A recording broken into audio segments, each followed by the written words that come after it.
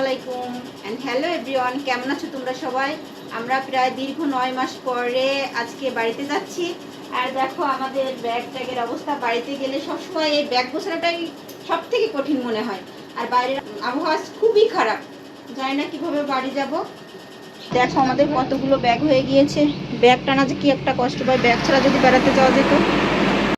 দেখো বৃষ্টিতে আমাদের বাসার রাস্তার অবস্থা একদমই, রিক্সা যেতে চায় না।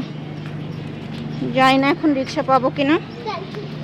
সব গাড়ি সব কিছু নিয়ে এসেছে।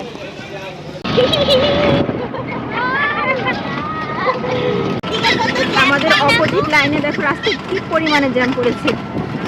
আল্লাহ বাঁচাইছে যে আমাদের সাইডের জ্যাম নেই।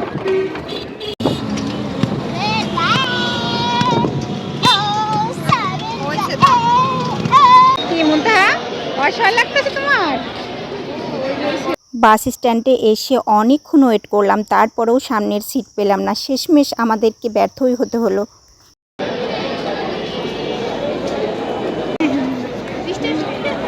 এগুলা খেতে কি ভালো লাগে? পচা জিনিস খাই। পচা না কোনটা বলো? ওগুলো কোনগুলো? গাইস, আজ 2 দিন ধরে প্রচুর পরিমাণে পচা বৃষ্টি হচ্ছে। এতটাই বৃষ্টি যে বাইরে বের হওয়া যাচ্ছে না। কাদায় একদম রাস্তাঘাট নষ্ট হয়ে গিয়েছে। আর আমাদের অবস্থাও খুবই খারাপ, আমরা কোনো ছিটি পাচ্ছিলাম না। এই প্রথমবার আমরা পেছনের ছিটি যেতে হলো। মাঝে মাঝে গাড়িটা উঁচু নিচুতে ঝাঁকি দিচ্ছিল। আর রাবেয়া বলতেছিল যে দেখো দেখো আমি রোলার কোস্টারে উঠেছি। কোস্টার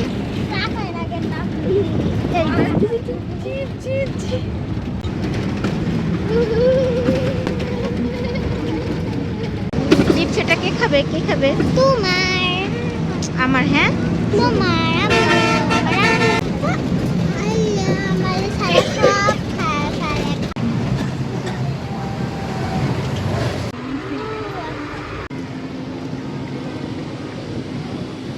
এই সময় যেহেতু বৃষ্টি হচ্ছিল, নদী বেশ ভরপুর ছিল। দেখো কি সুন্দর কচুরিপানা। আকাশটা কি সুন্দর দেখছো? পানিতে খেয়াল করলাম অনেক কচুরি ভেসে আসতেছে। আমরা বলতেছিলাম যে এত কচুরি কোথা থেকে ভেসে আসতেছে।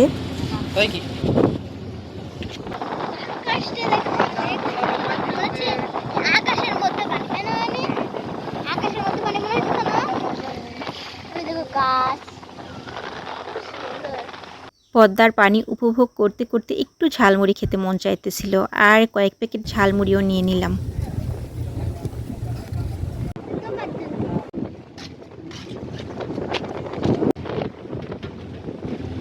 হঠাৎ করে দেখতে পেলাম যে অনেক কচুরি। আমরা ভাবতেছিলাম এই কচুরিগুলোই তো ভেসে ভেসে এত ছড়িয়ে গিয়েছে। আচ্ছা তোমরা কি কেউ বলতে পারো যে এই কচুরিগুলো কোথা থেকে আসতেছে? ওই পর্যন্ত দেখছো তুমি? হ্যাঁ, অনেক সুন্দর লাগতেছে না? অনেক দূর পর্যন্ত। কত দূর? এই কচুরি কত দূরে ছড়াই গেছে।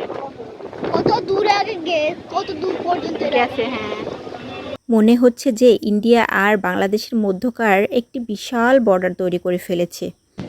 পুরো একটা বর্ডার।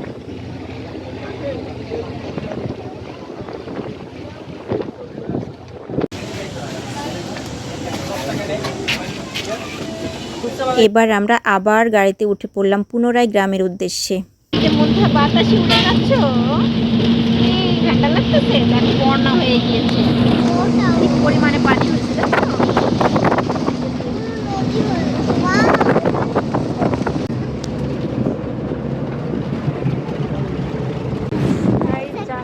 আমি একদম ঘুমে পড়ে যাচ্ছিলাম। তারা আমাকে বাড়িয়ে রেখেছিল ঘরের উপরে। এখন যে কাঁঠালের গ্রাম গ্রামে কত কাঁঠাল, ডালে ডালে কাঁঠাল, পাতায় পাতায় কাঁঠাল, কত সুন্দর লাগতেছে। তোমরাই দেখো ওই কাঁঠাল বললাম না কত কাঁঠাল হবে। দেখতেছে পাতায় পাতায় কাঁঠাল, ডালে ডালে। ওয়াও, এই গাছটা অনেক এটা অনেক ওটা অনেক এটা। ওয়াও, কি সুন্দর কাঁঠাল না? এই যে কাঁঠাল বললাম তো, কত এখানে কাঁঠালের টাইম, মানুষ কাঁঠাল কিনবে। তবে আমরা চলে এসেছি, গাড়ি থেকে নামবো, তাড়াতাড়ি রেডি হও।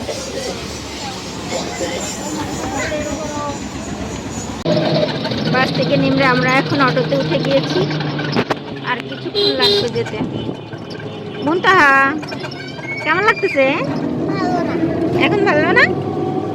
এখন ভালো লাগতেছে না? আমি ভ্যানে উঠতাম। ভ্যানে উঠি নাই তাই? তাকে বলতাম ভ্যানে উঠতাম। আমি কত ঘন্টা ধরে বলতেছিলাম। আহা তুমি একটু জোরেই বলতাম ভ্যানে উঠতাম। এই তো দেখো আমরা বাড়ির রাস্তায় এসে পড়েছি। আর আমাদের হাম্বাগুলো কেমন চুপচাপ শুয়ে আছে সবাই। তোমার নাম কি? তোমার নাম কি? হ্যাঁ কি নাম? ফিনু। ফিনু? এটা কি নাম? ফিনু তোমার নাম? তোমার নাম ফিনু? না না না, তোমার নাম ফিনু? ওটা হচ্ছে ক্যাটরিনা। এটা হচ্ছে আমার আব্বুর ছোট্ট একটি খামার, যেখানে আমাদের সব হাম্বাগুলো থাকে। দেখুন সবাই কেমন ক্যামেরা দেখে এদিকে ওদিকে তাকাচ্ছে। এটা হচ্ছে আমাদের অনেক দিন আগের পুরনো পুকুর। এই পুকুরের পাড় দিয়ে প্রচুর পরিমাণে ফলের গাছ ছিল, সেগুলো কিছুদিন আগেই সব কেটে দিয়েছে। বিকেল বেলায় সূর্যটা অস্ত যাচ্ছে, ঠিক এমন সময়ে গাছের উপর কেমন একটা সূর্যের আলো পড়ে হলুদ বর্ণ হয়ে গিয়েছে। আমার মেয়ে সেটা দেখতে আমাকে ডাকতেছে, মা দেখো কেমন হয়ে গিয়েছে।